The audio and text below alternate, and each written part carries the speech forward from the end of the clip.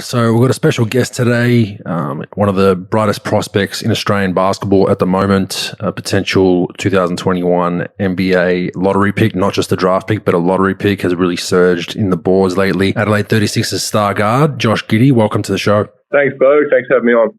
No worries. As I said, best current prospect from Australia that we've had since obviously Ben Simmons. Born in Melbourne, Australia, the factory of producing NBA players. 6'8", 18 years old, very, very young, turning 19. Are you done growing, by the way? I don't know. I grew another inch over the last couple of months, so hopefully I got a few more inches in me, but we'll see how that goes.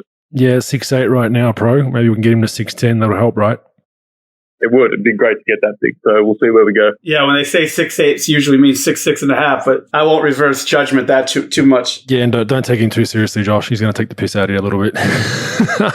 but look, your junior accolades, we'll go through those real quick. Under 18 championships in 2019, averaged 20, 8.3 rebounds, 6 assists a game. You led Vic Metro to the title. In 2020, January 2020, you went over with the NBA Global Academy to Barcelona. You earned the most valuable player honors following month, then went to the NBA All-Star Weekend in Chicago, Basketball Without Borders camp, and you were named as part of the All-Star group there. So we kind of, there's not a lot of information about your junior days, but I mean, talk us through your junior journey. Was it always smooth sailing? Was it up and down? I read that you were, real disappointed you didn't make the state team as a bottom major in under 18s.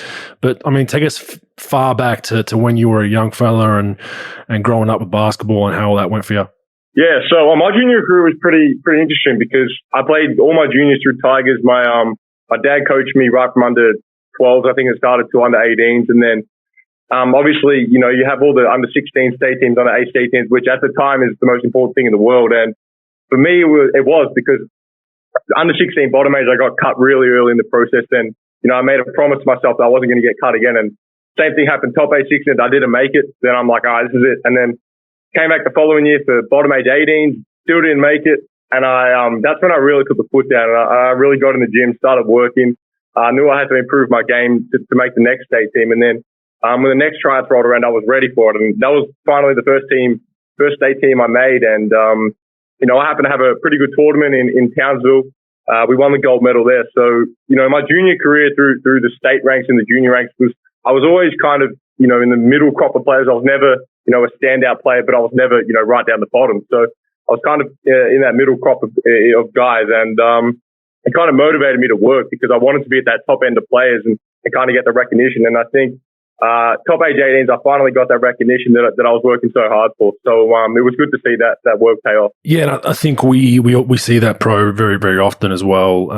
A lot of the kids, a lot of players in the NBA kind of come on very, very late. I know a lot of Australian kids were the same. I mean, Ben Simmons kind of a freak that just dominated all levels for the most part, but most of us, Joe Ingles, Paddy, myself, Bainesy, we came on very, very late, and I think it's a blessing in disguise. As much as we hate it when we're in the moment, I think coming through those processes, if arguably if you would have made that under 16 state team, would you have potentially worked as hard and put as much effort in later on in your junior career? Yeah, no, that's exactly what I think about. I always used to think about, because at the time I was gutted because the under 16 state team is the be all end all for everyone at that age. And at the time I was crying in my car, I didn't make the team. But as I look back at it now, I kind of think, maybe it was a blessing in disguise that I didn't make it, because if I made it, maybe I was complacent, I got happy with myself, and I didn't work as hard. But so, I do look at it that way, because in the end, I am happy that I didn't make it because it forced me to work hard, and I kept getting cut, and it kept forcing me to work harder. So,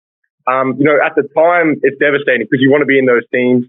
But when you look back at it, when you get older, you kind of realize that they don't mean, making under 16 state team doesn't mean anything for the long run, because you see a lot of the guys that make those teams, they stop playing basketball after, 2 years later. So, it is a blessing in disguise for me personally, because I think if I did make those teams, I don't think I'd be where I'm at today. So, as I look back at it, I'm pretty happy I didn't make them team. Yeah, Josh, like when people are going to ask you about your early years, I mean, not just us, but like NBA teams and, when they bring you in for a draft evaluation. And I think they like to see people be competitive, especially with most of the American kids. When they see it, then when they get adversity early on in their careers, they tend to, like, especially when they were dominating their whole career and they finally see adversity, it's a gut check. And for you to get cut from those teams and to have sort of the competitive, will to get better. I think it says a lot about you as well as a young kid doing that. And I think it says a lot about your development. And, that's a great thing to hear. And it's a great thing to tell people, as well as you just get that chip on your shoulder and you're competitive. That's a big part about being really good in this league. Yeah, no, 100%. I've always kind of had a competitive, fire within me, and it really sparked when I got cut from all those teams I wanted to make. And as I touched on, when you were 14, 15 years old, you think those teams are like making an NBA All-Star game, and if you don't make it, the world's going to end. But as you get older, you look back at it and you start to realize that it doesn't mean much. So that competitive edge has definitely always been there for me, and I've kind of always played with a bit of a chip on my shoulder. Yeah, and tell us just about growing up.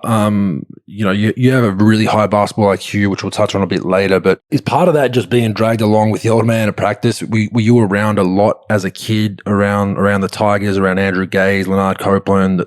Your father was a huge glue guy, part of that team. Kind of did the intangibles and the nitty gritty stuff that obviously the stars wouldn't do, and that's why they were so successful. But I assume you were dragged on a lot to those practices and just picked up the game that way. Yeah, 100%. Because ever since I was I can remember 2 or 3 years old, Dad came straight from playing when he retired, and he moved straight into a coach role with the Tigers. Then ever since I could really dribble a ball, I was always in practices, running around, kind of annoying all the guys at the holiday camp, seeing everyone. So I was kind of heavily involved with it right from a really, really young age. And that's kind of where I think the IQ comes from, because my dad and Drewy, they coached me all through my junior careers, and they taught a really kind of team-orientated system. And I think, it's a really pass-first dominant system, and that's kind of where my passing ability comes from, I think, because I've done it since I was 10 years old right until now. So having Drewy and my dad coach me was kind of the best thing for me, because they were obviously two very smart players. Obviously, Drewy's the best ever to play in the NBL. So to have those two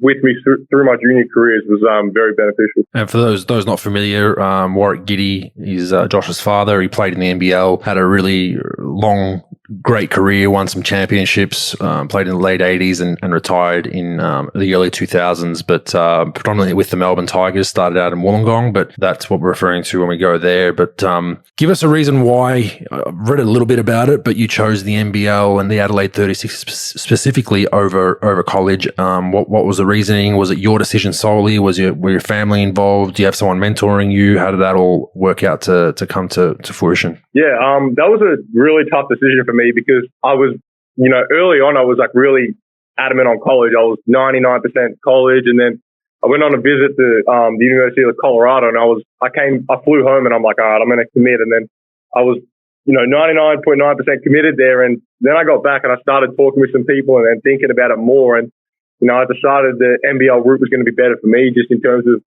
being able to stay home. My family's here. I get to play with grown men in a professional league, with so many eyes on it at such an early age. And I think it was going to, fast track my development. So that was kind of the reasoning behind that. But it wasn't an easy decision at all, because all the times I went with the NBA Global Academy overseas on those trips, it was all college coaches recruiting. So all I ever spoke to was college people and coaches and all that kind of stuff. So I was really, really locked in on college. But then, I kept tossing and turning, and it wasn't an easy decision. But Mum was really set on me going to college as well. She didn't really want me to go the NBL pathway, but then I kind of talked her out of it, and she came around to it later, and I think she's pretty happy with it now. Yeah, definitely a good decision that's worked out well, and I think it's a hard one when you're at that age, because every college coach, as pro would know, tells you everything you want to hear, and that you're going to be this, and you're going to be that, and we're going to cater towards you, and it can go either way in college. To be honest, you can all of a sudden have a coach get fired mid-season, you can have a program change, you can get over recruited, which happens to guys. So I think you made the right decision, and playing against grown men, I think that's going to be invaluable to you and your process. And I think it's arguably helped you, not having to transition to a new country, a new system, probably a crazy college coach, depending on where you went to. Although Pro does think your coach is a little nuts, right, Pro? Oh my God, he's like a fucking villain from a Jason Bourne movie. I mean, he's like I watched him last night. I was half falling asleep because it was like 3:30 in the morning here. And I know Connor Henry a little bit because he played for the Boston Celtics. And I'm from Boston, a long time ago, and he scouted in the NBA for a while. But dude, he's like one of those like serious looking dudes. And when he goes off in those huddles, you're like, what the fuck? And then going off on those guys on that clip a couple of weeks ago when he said, you're over dribbling, the fucking water boy's over dribbling. That was pretty funny. How have you transitioned to that? Just being a professional on a daily basis, obviously coming from the academy up in Canberra and where everything's kind of somewhat catered towards you and your needs. Where all of a sudden now you're a professional, you got to kind of be much more self-sufficient. Is your family in Adelaide? How are you handling all the off-court stuff and the transition? Yeah, it's at the start. I mean, first off, I think the academy does a good job of kind of incorporating a professional environment in Canberra. So that's kind of helped me transitioning into the 36er kind of group. But at the start, it was tough because, I've always come from junior. You rock up to training 2 minutes early, put your shoes on and get some shots up and leave. But here it's like you got weights, you got training, you got video, you got extra sessions after, before. So it's a complete different world. And I think at the start, it took me a while to get used to it and kind of get into the groove of it. But once I did, I kind of figured it out pretty early on, and it's just been smooth sailing from there. But being a professional to being a junior basketball is a complete different world. And I think the first couple of weeks are probably the hardest, but once you get adjusted, it's pretty smooth sailing from there. Yep, from directing a player development for Dallas for 6 years and sort of getting rookies when they come in, as far as getting in a routine every day. I think that's one of the most important things that any rookie could have. It didn't matter if you're, a second round pick, first round pick, lottery pick, having a routine, working for guys like Kobe Bryant and Rajon Rondo and guys like that are they think the game, they're invested in the game, routines every day. Regardless of how you're playing, I think are really important. Take us through your routine daily that you go through as a professional now. Just take us through a regular day, a non-game day, like a practice day, maybe getting ready for an opponent in the next day or two. Take us through a regular day for you and sort of the importance of that for your development. Yeah, so a regular day would probably have weights at 9 o'clock and then probably 9 till 10-ish, and then the stadium's only a couple minutes away, so we head over there. And then usually most guys will get a workout in before practice. Then we'll watch video, come back on the court and have our main session. And then that'll probably be about 2 hours. And then once the session's done, guys will hang around, get another workout in after, get shots up.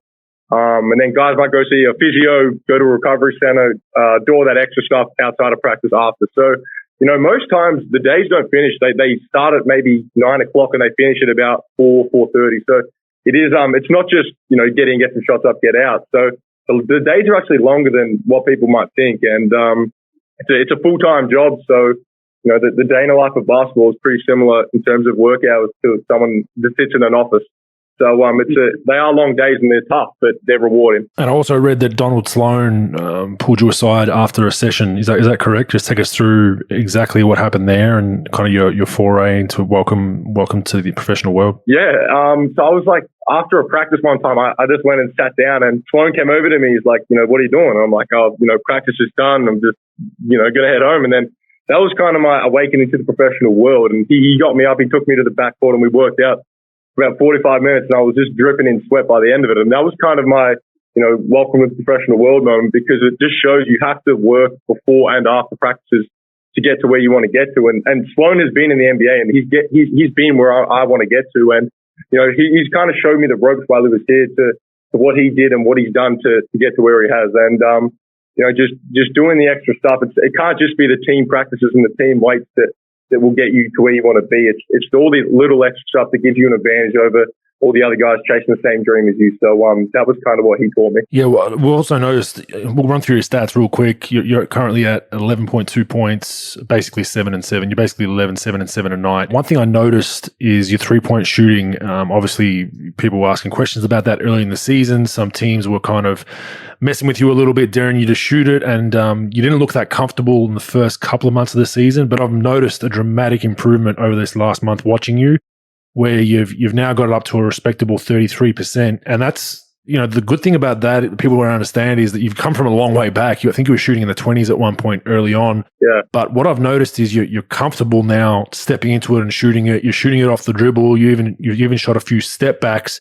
And I believe it's a testament to you putting in more time and realizing, hey, there's a little bit of a weakness here in my game that I need to address and needs to be better than it is. And talk us through the process you went through mentally to to fix that, and then obviously the work you've put in behind closed doors? Yeah, that was a big thing for me coming into the season. That was kind of the knock people always had on me, was my ability to shoot the three. And at the start of the year, I was reading a lot of stuff, and I was kind of letting it get into my head. And I think I was 1 of 20 at one point, and I was really worried. Every time I shoot, I'm like, oh, this has to go in, or the percentages are going to look bad. And I was worried about what people were going to say and think about me. But then I think I had a game where I was 4. I think it was in Brisbane one night, and I shot it horribly. And I think Drew texted me, and he said, it's tough right now, but it's a mental thing. And that's the thing I really realized. It was all in my head. And then I started getting in the gym with Jamie Perlman, our assistant coach, and I said, this is something I've really got to work on. And ever since then, I've not cared about whether it makes or misses. I've just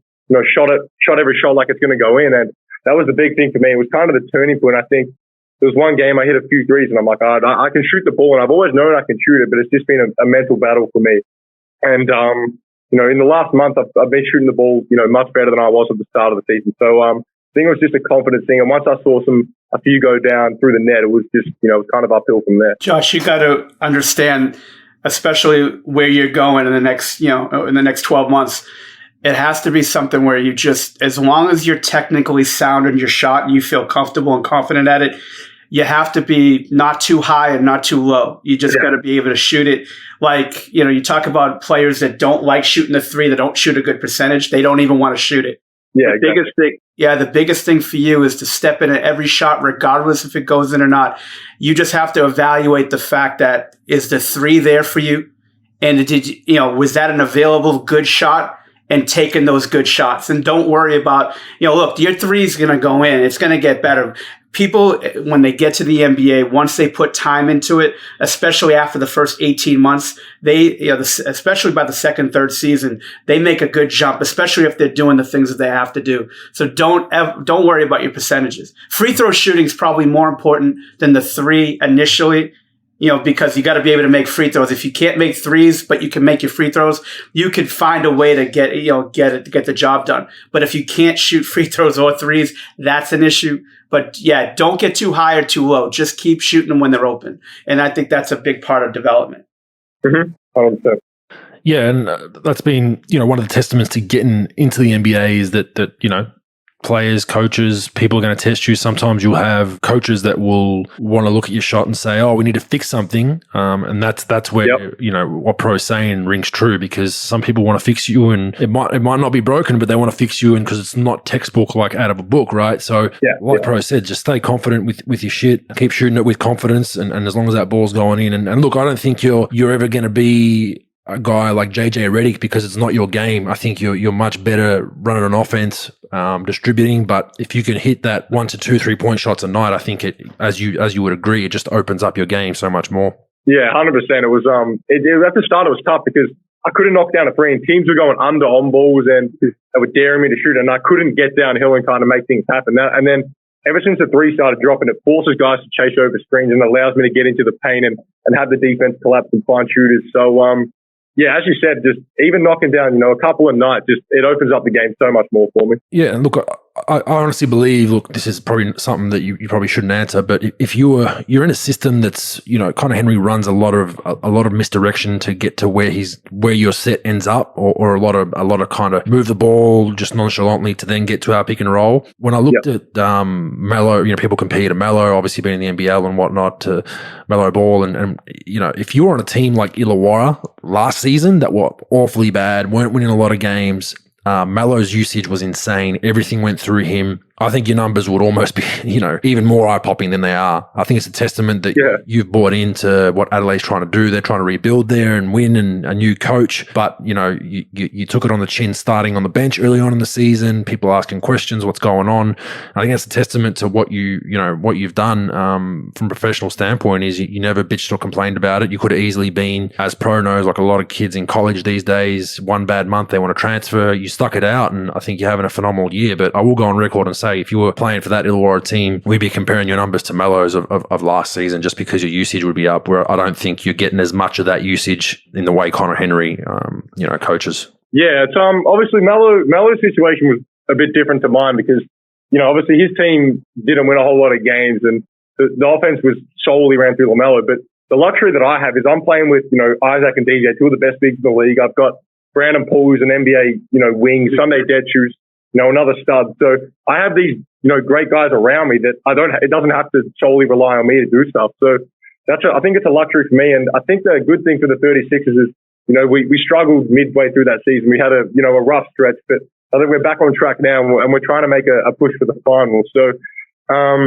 I'm not worried about, my stats or what I do or this and that. I'm worried about winning. And, we've won 2 in a row. We had a good win last night against the best team in the league. So, right now things are moving along and, it doesn't really matter because we have so many guys that can step up on any given night. And you saw last night we had, Brandon had 20, I think DJ had 30 or something. So any night it can be someone different. Keanu played his best game for the season. So, we've got so many weapons and guys off the bench that can provide a spark. So it's good that we've got a deep squad that can step up on any night. And Josh, it's a lot better. Believe me, it's a lot better doing it the way you're doing it rather than having a team where they run everything through you. I think it's big it stunts NBA players' development early on where they come, from college. They're like the LeBron James of their team. Every play is run to them. They take 25 shots a night. They're just on the ball constantly. The way the NBA is played, as you notice, that point guards come in the league, they play on the ball, they play off the ball. Not everything's run to you. You got to cut. You got to play off the ball. You got to play defense. Not every play is run to you where you're just going to get these 30, 25 shots a night. And having that resilience and dealing with those situations and battling every night to try to win and playing off of other people. See, that's where American players really struggle early when they come in, especially the ones that are drafted mid to late first, second round, where they're used to having the ball in their hands all the time. We had it in Dallas where, we had like Dirk Nowitzki, Harrison Barnes, we had 2 juggernauts that dominated the ball. And then a rookie would come in. And they're used to having the ball all the time, and their role will have to be sitting, standing in the corner, waiting for a shot, straight line driver. Nothing's really run to them, and they really struggle with that. Now, that's not going to be you because you're going to play a lot of point, and you're going to have the ball in your hands a little bit. But playing the way you're playing now really is going to help you. And I think you sort of acknowledged it, which is great. It's going to just help you even more, going forward. Yeah, no, 100%. It's a blessing for me to be able to play with, the guys that I do and have the teammates around me that I do. It makes my job so much easier. It takes a lot of the load off me because obviously, running the point in this league is tough because there's a lot of really, really good point guards. So, I'm just glad I have a, really, really strong group around me. So one comment I saw, which I really liked, I'm going to read this out. So you were asked about, potentially leaving Adelaide halfway through the season or whatnot. This was a while ago, and your comments read, I think I'll stay here regardless if we come dead last or if we're first on the ladder. I think I'll be here for the whole regular season until that's over and we've played all of our games. For me, it's about sticking with it. I've never been one to not want to play regardless of if we're losing or winning. Now, that's a rare quality, I believe, in today's young fellas. I think Pro would agree, especially with the shining star you have on your name right now. You have a lot to risk, obviously, with injury and could have some bad games. You're at a point now where you're averaging almost a triple-double and, you could potentially, and no one would fault you for it, say, I'm going to shut it down and I'm just going to prepare for the draft. So the fact that you've come out and said that, I love it because you're finishing what you started. You're a team first guy. It's clear as day talking to you that you value team principles and you want to finish, what you're involved in. So just talk to us about that mindset. Yeah, it's just something I've always kind of had. And Dad was he engraved this in me. You don't quit. You never give up. You start where you finish. And for me, I've never even had thoughts about shutting it down or anything like that. I mean, for me, it's always been about playing it out. And I think we have a really good chance to make this finals push. And, even if we hadn't won a game, we were dead last, I'd finish the season with these guys because, we battled hard. We train hard every day. So for me to just quit on them doesn't look good on me. And it's not what I'm about. So, we've got a lot of games left and there's so much time left in this season for us to kind of swing things around. And I think we've got it on track the last few weeks. So, I'll be here the whole season. Yeah, Josh, you know what pre-draft training is, to be honest? An agent's going to send you some fucking gym in LA. You're just going to get shots up with no energy. That's just how it is, right? You don't play against anybody because no one wants you to play against anybody. And it's just going to be boring, monotonous stuff. You're actually helping a team win. First of all, it's a hell of a quality to have. Yeah. Second of all, it just sort of keeps you fresh and you're like a fighter that would fight everybody versus a fighter that, like, they sort of hide from certain things. You're not that. You're playing, you're helping a team. That pre-draft training, I did it. I did it for 10 years, and it's all right, but it's just like monotonous stuff. I think it's better to do what you're doing regardless of record. It just makes you look a lot better in a lot of these GMs' minds and scouts' minds. Like, this kid really wants to compete and help a team win versus just play 1-on-1 against 1-on-0 against a chair for 2 months and really not get a lot done. It's believe me, you're doing a lot better doing what you're doing. Yeah. But you are losing potential Instagram followers, pro. Posting those videos, going against the chair, and that's a good point. Like, you are missing having an Instagram trainer with 9 tennis balls, 4 fucking chairs, with rap music going on in the background, so they can get a couple 100,000 followers doing bullshit workouts. 98% of the shit you won't do in real games. Exactly. Yeah, you know what happened, Josh? I said so many good things in a row, and if you listen to this podcast, I'm usually not that nice, so I have to throw a couple of F-bombs out there, so I apologize. I'm sorry it took 30 minutes to do that, but we just got to do what we got to do around here. Exactly. No worries. So run us through how your body's held up. Your first year pro, you had an ankle injury about 3 weeks ago. Tweaked it. You were out a couple of games. But I'm going to get you to self-evaluate yourself. So this is long-winded. But what do you feel like you need to improve on body-wise? Whether it's strength, agility, speed. Kind of what's your positive and negative? So what's something you're really good at body-wise? What's something you really need to improve? And that same question I'd go with skill-wise, and then offensively and defensively. Just self-evaluate yourself with what you need to work on and all aspects of basketball and body and what you think is really good. Yeah. In terms of my body, I mean, before the start of the season, I was like really, really skinny. I think I was right around the 80 kilo mark, and I'm at about 90, 95, 96, 97 now. So that was a big thing for me, was putting on some size and kind of bulking up a bit, which I did in the off season, which is, unfortunate I did, because who knows what could have happened if I was still weighing 80 kilos in this league. But for me, just getting stronger was a big thing for me, because I had to, obviously playing in a physical league at 18 years old was going to be tough, not having much strength on me. So that was the big thing for me in the off season. I've got to get better, kind of a low center of gravity. I think everyone comments on it. I play pretty upright. It's just how I've always played. It's been natural for me that way. You never really see me, sit down in a stance on either end of the floor. I've always played kind of upright. It's just how I've always done it. Offensively, I think the big thing for me to work on is it's my shot. It's getting better, and I'm working on it every day. So by no means am I satisfied where it's at yet. I've still got a long way to go, and that's a big area of improvement I need to get better at. And on the defensive end, it's probably I think it's sitting down in the stance. I think it's something I've got to get better at, and I acknowledge it. And I watch film with the coaches about what I've got to do to kind of work on that stuff, and it's being more engaged on the ball and off the ball. So they're probably the big areas for me that I've got to lock in on and get better at over the next couple months while I'm in Adelaide. And that'll change along the way. Your defense, my defense was horrible not horrible, but as a 17, 18-year-old, just hadn't had someone sit down and teach me defensive principles, and I'm sure you're probably very, very similar, at the junior ranks, at least in Australia. We talk a little bit about it, help side, point your pistols, but until you get into a professional environment, for me, it was Rick Majerus, and then obviously getting into the NBA, that'll all come with time, and I was labelled a defensive bust and then made an all-defensive team in the NBA, so I don't think that'll be a hindrance on you. I think you're a smart guy, and your IQ alone will make you figure it out. But run us through your ideal system offensively. What tempo? Obviously you're very good coming off pick and rolls, very good seeing the floor. But if we could say, all right, I'm your head coach, what is your ideal system that you want to run as a point guard? Do you want tempo? Do you want up and down, the old Phoenix Suns style, Houston Rockets style, or do you want kind of a hybrid? That's a good question, actually, because I don't mind either pace. When it's a fast-paced game, we're getting up and down, or if it's in the half court, kind of getting through a system. But either one's fine with me, because I think I love playing in transition. I think that's when I'm at my best, when I'm out on the open floor, just making plays on the fly, kicking the ball ahead, getting guys looks. But also in the half court, just coming off long balls, kind of seeing the floor, and slowing the game down for myself. So either one for me is pretty fine. Yeah, that's great. I mean, and that's what it's going to come down to. A lot of times getting drafted, you could go to when I was drafted, I hate talking about myself, but I went to the East and it was a grinded out physical type. It was very, very long possessions. And now what we see today in the game is most teams are now trying to go up tempo, shoot a lot of threes, draw and kick. So I think you have both skill sets, in my opinion, from the games that I've watched. I agree. I think open floor, pick and roll style and transition, drags, I think that's your game.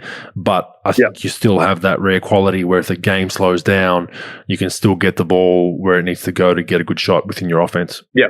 Hey, Josh, what's your film study like yourself, like getting ready for opponent? So you're going to play, against X point guard or X, guard that you're going to have to guard and who's going to guard you. Do you do any film study yourself? Do you self-evaluate your own film and sort of, or do you ask for it from coaches? Like, how's your preparation for opponents now at this level, at this stage of your career? Yeah, no, it's actually pretty good, I think, because the night before, last night we played Perth, the night before I watched Perth's latest game and I watched, obviously I knew Mitch Norton was going to guard me and I kind of just watched how he guards and stuff like that. And then I try to pick it apart and kind of just dissect it and see, where I'm going to be able to, attack them, what they do on, on-ball screens, how they, react off the ball, stuff like that. So I usually watch the team and the guy that's going to guard me the night before we play them. But the coaches do a good job of kind of giving us individual player scouts, and they cut our video for us, give us notes about, what guys' tendencies are, what they do, and stuff like that. So we're pretty well covered in that aspect prior to games. And I think, by myself, I do a pretty good job of kind of watching film and cutting it up myself and kind of just seeing who we're going to be going up against the next night. For your own development, okay, in my opinion, you got to know this on yourself and the players you're playing against. Why did you play well and why didn't you play well? So like if you struggled in pick and roll, don't accept the answer from a coach or yourself saying, oh, I'll just play harder next time. You got to dissect the film, figure out the mistakes that you made, because mistakes are great in development. Don't, 1,000%. But you got to figure out why a player plays well and why they don't, especially when you're scouting against them. And then for yourself, just figure out your mistakes and continue to force yourself to make mistakes sometimes. And then the more reps, you go through, you're going to be fine with it. But the studying film, like I said, Rajon Rondo is one of my closest friends in the league, and he always wants rookies because he thinks that's a big problem with rookies that he's played with the last 4 or 5 years. The film study and studying why they make mistakes or why they played well. So always know why you played well and why you didn't, and just keep an open notebook on the players that you're going to be playing against, especially when you get to the league next year, because that film study is going to be huge in your development, especially in strategic things like situational basketball. Yep. All right, Pro.